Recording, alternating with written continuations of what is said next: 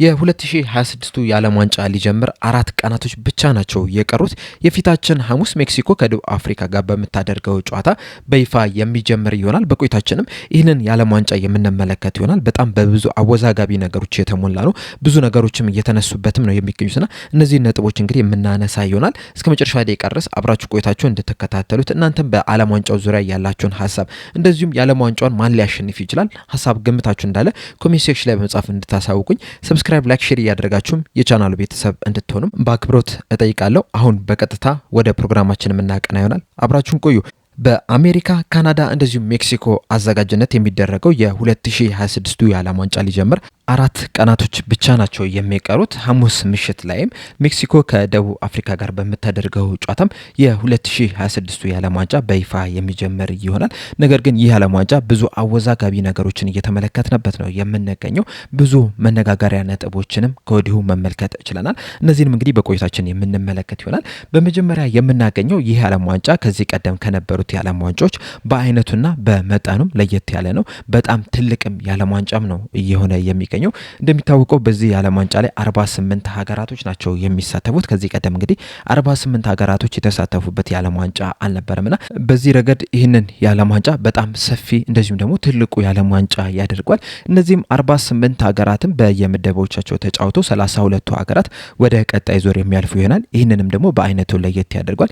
ከዚህ ቀደም እንግዲህ 32 ሀገራት ወደ ቀጣይ ዙር ሲያልፉ አልተመለከትም። ነገር ግን በዚህ የዓለም ዋንጫ ላይ 48 ሀገራት መሳተፋቸውን ተከትሎ 32ቱ ወደ ቀጣይ ዙር እንዲያልፉ ተደርጓል። ይህም ደግሞ ከዚህ ቀደም ከነበሩት የዓለም ዋንጫዎች ለየት እንዲል ያደርጓል። ከዛ በተጨማሪም እንግዲህ በፊፋ አዲስ ሕግ መሰረት ልክ ጨዋታው ከመጀመር በፊት በሚኖረው የሀገራት መዝሙር ዝማሬ ላይ ሁሉም ተጫዋቾች በሜዳ ላይ እንዲገኙ ተደርገዋል። ተቀያሪ ወንበር ላይ የሚቀመጡትም ቋሚ 11 ላይ የሚጀምሩትም ተጫዋቾች በሜዳው ግማሽ ክፍል ላይ በሰርኩል ላይ ቆመው ሲዘምሩ የምንመለከት ይሆናል። ከነሱ በስተጀርባ ደግሞ በጣም ትልቅ የሚባል ባንዲራ እንደሚኖር ነው እየተነገረ የሚገኘውና በሜዳ ላይ የሁለቱም ሀገራት ትልልቅ ባንዲራዎችን የምንመለከት ይሆናል። ይህም የተደረገበት ምክንያት በተለይ ደግሞ ተጫዋቾቹ እና እንደዚሁም ተቀያሪ ወንበር ላይ የሚቀመጡ ተጫዋቾች ወደ ሜዳ ገብተው መዝሙር እንዲዘምሩ እንደዚሁም ደግሞ ከተጋጣሚ ሀገራት ጋርም ሰላም እንዲባባሉ የተደረገው የቡድን መንፈስን ለመጨመር እንደሆነ ነው ፊፋ እየተናገረ የሚገኘው።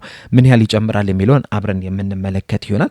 ከዚህ በተጨማሪም ግን በዚህ የዓለም ዋንጫ ላይ ከፍተኛ ሙቀት ይኖራል ተብሎ ይጠበቃል። በተለይ ደግሞ በአሜሪካ በሚኖሩ ጨዋታዎች ላይ ከፍተኛ ሙቀት እንደሚኖር ነው የሚጠበቀው።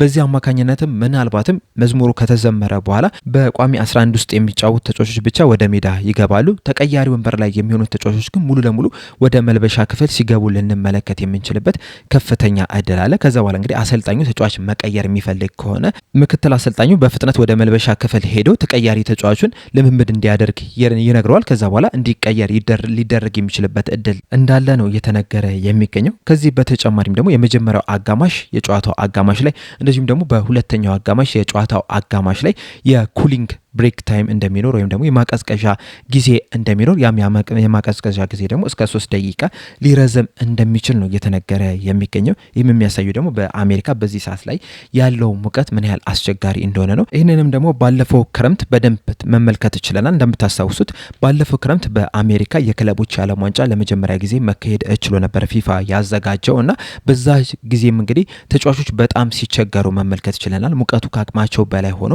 ስንመለከት ነበረ።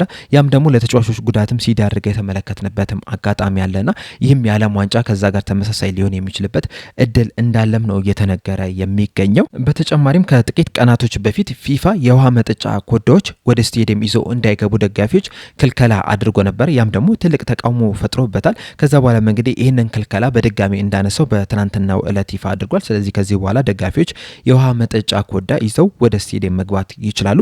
በመጀመሪያ ደረጃ ግን ፊፋ ይህንን የከለከለ ምክንያት አድርጎ ያስቀመጠው ደጋፊዎች እነዚህን የውሃ መጠጫ ኮዳዎች ወደ ስቴዲየም እንዳይወረውሩ ተጫዋቾችን እንዳይመቱበት በሚል ምክንያት ነው።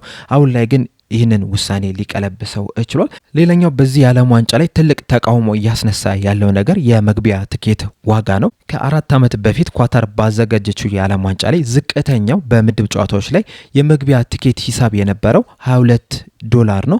በዚህ የዓለም ዋንጫ ላይ ግን እስከ $1000 ድረስ እየተሸጠ እንደሆነ ነው እየተነገረ የሚገኘውና ይህም ደግሞ ደጋፊዎችን እንዳስቆጣ በተደጋጋሚ መመልከት ችለናል። ይህ ብቻም አይደለም፣ የሆቴል ትኬት ሂሳብም በከፍተኛ ሁኔታ እንደጨመረም ነው እየተነገረ የሚገኘው። በዛ ምክንያትም እንግዲህ አንዳንድ ደጋፊዎች ወደ አሜሪካ ላለመሄድ እንደወሰኑ ተነግሯል። በዚህ ምክንያትም እንግዲህ አንዳንድ ሆቴሎች ሂሳባቸውን ሊቀንሱ ይችላል። እንደዛም ቢሆንም ግን አሁንም ድረስ ደጋፊዎች በሆቴል ሂሳብ እንደዚሁም ደግሞ በመግቢያ ትኬት ሂሳብ ደስተኛ እንዳልሆኑ ነው እየተነገረ የሚገኘው። ይህም ደግሞ ፊፋ ላይ ከፍተኛ ተቃውሞ እንዲያሰሙ አድርጓቸዋል። ሌላኛው በዚህ የዓለም ዋንጫ ላይ ትልቅ አነጋጋሪ የሆነው ነገር ሀገራቶች ተጫዋቾችን የሸኙበት መንገድ፣ ተጫዋቾችም የተነሱት ፎቶዎች አነጋጋሪ መሆናቸውን ቀጥሏል።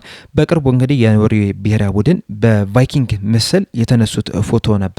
ልክ እንደ ቫይኪንግ ነበር ፎቶ የተነሱትና ያም በእግር ኳሱ ዓለም በጣም አነጋጋሪ ሆኗል።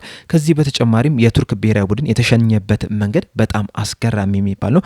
በጣም ብዙ የሚባሉ መኪኖች ቱርክን ብሔራዊ ቡድን ከኋላ ሆኖ ሲሸኙ መመልከት ችለናል። እንደዚሁም የአርጀንቲና ብሔራዊ ቡድንና ሌሎችም አንዳንድ ብሔራዊ ቡድኖች የሚሄዱበትን የሚጓዙበትን አውሮፕላን በልዩ መንገድ ዲዛይን አድርገውት መመልከት ችለናል። በተለይ የአርጀንቲና ብሔራዊ ቡድን የአውሮፕላኑ ጫፍ ላይ 10 ቁጥር የሚል ጽፎበት መመልከት ችለናል። እንደዚሁም ሌሎችም ብሔራዊ ቡድኖች በራሳቸው መንገድ ዲዛይን አድርገውት መመልከት ችለናል። እንደዚሁም ከአፍሪካም እንግዲህ አንዳንድ አስገራሚ የሚባሉ ነገሮችን መመልከት ችለናል። ከነዚህ መካከል ደግሞ የሴኔጋል ብሔራዊ ቡድን የተሸኘበት መንገድ ትንሽ አስገራሚ የሚባል ነው። የሴኔጋል ብሔራዊ ቡድን የእራት ግብዣ የተደረገለት በስታዲየም ውስጥ ነው። እቺ ሜዳዋ ፊት ለፊት ላይ ባሉት መቀመጫዎች ላይ የእራት ሽኝት ሲደረግላቸው መመልከት ይችላል።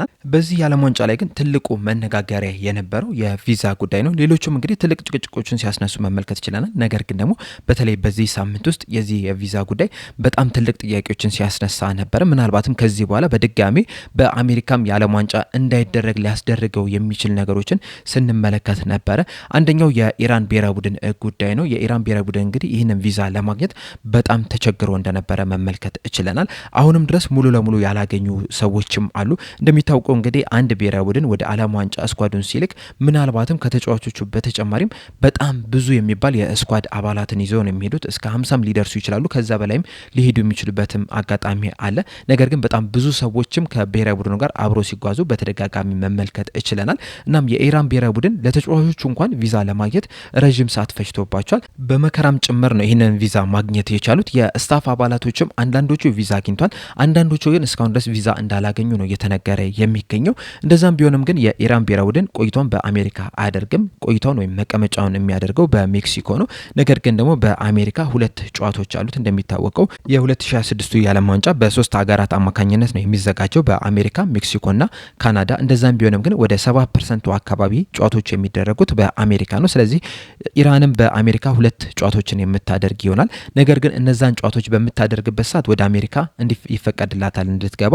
ከዛ ውጭ ግን ልክ ጨዋታውን እንደጨረሰች ግን በአሜሪካ እንድትቆይ በአሜሪካ እንድታደር አይፈቀድላትም። ስለዚህ ጨዋታውን ልክ እንደጨረሰች በቀጥታ ወደ መቀመጫው ወደ ሜክሲኮ የምትበር ይሆናል። ይህም ደግሞ የዓለም ዋንጫው ድባብ ላይ ትልቅ ተጽዕኖ እንዳይፈጥር ነው እየተሰጋ የሚገኘው። እንደሚታወቀው አሜሪካንና ኢራን ጦርነት ላይ ናቸው የሚገኙት። ላለፉት ጥቂት ወራቶች ሲዋጉ እየተመለከትን ነው የምንገኘው። እስካሁን ድረስም እንግዲህ ሙሉ ለሙሉ ስምምነት ላይ አልደረሱም። በዛ ምክንያትም ነው እንግዲህ አሜሪካ ይህንን ቪዛ ከመስጠት ወደ ኋላ እያለች ያለችው። በእርግጥ ከዚህ የጦርነት በፊትም አሜሪካ ለኢራን ሰዎች ብዙ ጊዜ ቪዛን ስትሰጥ አልተመለከትንም። ይህ ጦርነት ግን ነገሮችን እንዳባባሰ ነው እየተነገረ የሚገኘው።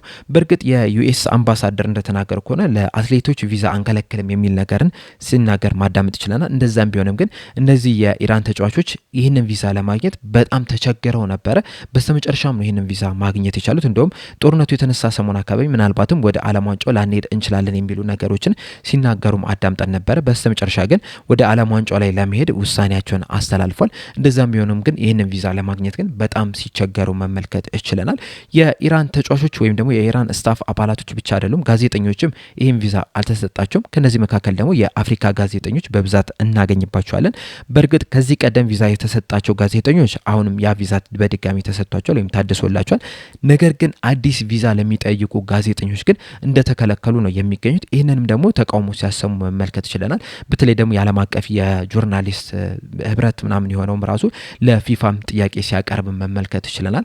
ነገር ግን እስካሁን ድረስ ፊፋ ምንም አይነት ምላሽ አልሰጠም።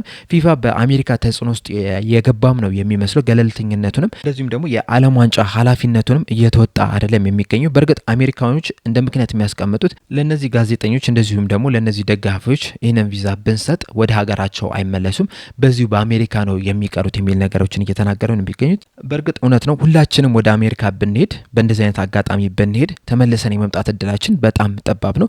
ምክንያቱም ከሀገራችን አሜሪካ ሰርተን እንለወጣለን የሚል ሁላችንም እምነት አለን፣ ህልም አለንና ያንን ለማሳካት ደግሞ የዓለም ዋንጫ ጥሩ አጋጣሚ ሊሆን ይችላል። ነገር ግን ደግሞ የዓለም ዋንጫ ድባቡን ከማጥፋት ይልቅ እነዚህ ሰዎች በዛው በአሜሪካ እንዳይቀሩ የሚያደርግን ዘዴ መፈለግ የተሻለ ይመስለኛል። ምክንያቱም የዓለም ዋንጫ የትኛውም ውድድር ያለ ደጋፊ አያምንም። ስለዚህ አሁንም ነገሮችን ማስተካከል መቻል አለባቸው። እንደዛ ካልሆነ ግን በጣም አስጠሊታው የዓለም ዋንጫ ሆኖ ልንመለከት የምንችልበት እድል አለ ብዬ አስባለሁ። እንደናንተ ሀሳብ ይህ የአሜሪካ፣ ካናዳ እንደ ሜክሲኮ የሚያዘጋጁት የዓለም ዋንጫ ከዚህ ቀደም ከነበሩት የዓለም ዋንጫዎች በጣም የደመቀ የዓለም ዋንጫ ይሆናል ብላችሁ ታስባላችሁ?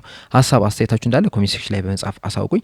እንደኔ ሀሳብ ግን በጣም የደመቀ የዓለም ዋንጫ ሊሆናል ብዬ አላስብም። ምክንያቱም ቅድም እንዳልኳችሁ በአሜሪካ ውስጥ ከፍተኛ ሙቀት አለ፣ ደጋፊዎች የሉም። እንደዚሁም ደግሞ 48 ሀገራት ናቸው እየተጫወቱ የሚገኙትና በተለይ የምድብ ጨዋታው ላይ ብዙ ሰው ይመለከቷል ብዬ አላስብም። በጣም አሰልች ይሆናል ብዬ ነው የምጠብቀውና ምናልባትም ከዚህ በፊት ከነበሩት የዓለም ዋንጫዎች ይህ የዓለም ዋንጫ በጣም ደብዛዛው የዓለም ዋንጫ ሊሆን የሚችልበት እድል ከፍተኛ ነው ብዬ አስባለሁ። የ2022 በቅርብ የተደረገው ከ4 ዓመት በፊት የተደረገው የዓለም ዋንጫ በሜዳ ላይም ከሜዳ ውጭም ደስ የሚሉ ነገሮችን ስንመለከት ነበረ።